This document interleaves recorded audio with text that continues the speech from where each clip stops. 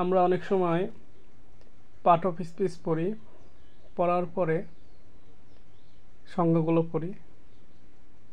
পড়ে অনেক সময় আমরা এতটুকু পড়েই আমরা সীমাবদ্ধতা রেখে দিই, কিন্তু এতটুকু সীমাবদ্ধতা রাখলেই পার্ট অফ স্পিচ সম্পর্কে ধারণা পাওয়া যাবে না।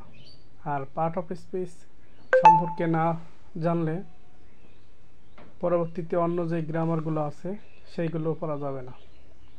তো পার্ট অফ স্পিচ কাকে বলে, পার্ট অফ স্পিচ কয় প্রকার, এগুলো আমরা সবাই জানি।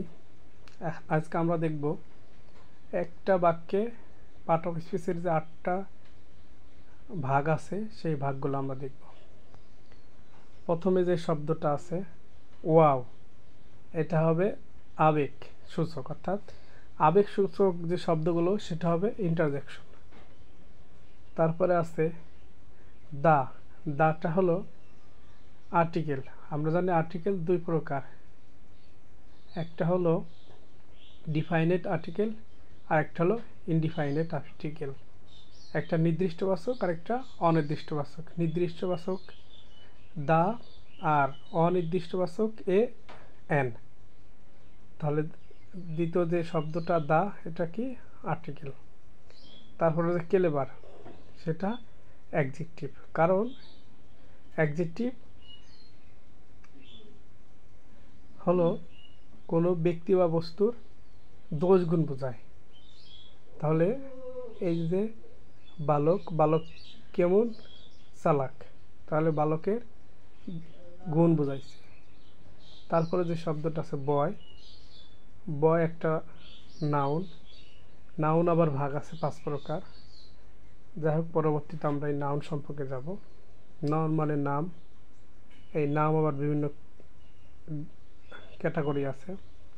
তারপর আছে কুইকলি, এই লয় থাকলে সাধারণত অ্যাডভার্ব হয়।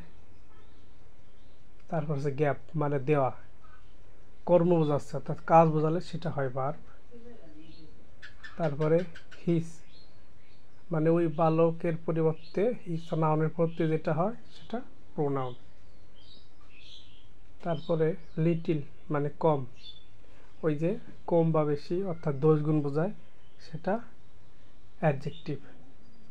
তারপরে সিস্টার, এটা একটা নাউন, একটা সেটা আর্টিকেল। বিউটিফুল সুন্দর, এটা একটা অ্যাডজেক্টিভ। তারপরে রেড লাল, এটা অ্যাডজেক্টিভ।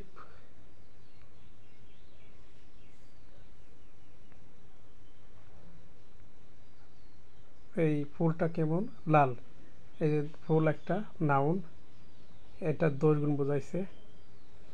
আজকে এই পর্যন্তই, সকলে ভালো থাকবেন। আসসালামু আলাইকুম।